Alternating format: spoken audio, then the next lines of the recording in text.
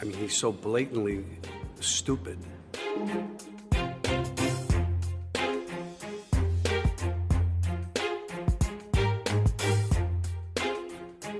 He's a punk, he's a dog, he's a pig, he's a con, a bullshit artist, a mutt who doesn't know what he's talking about. He talks how he wants to punch people in the face.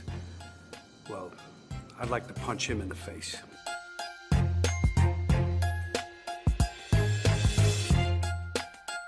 This is somebody that we want for president? I don't think so. I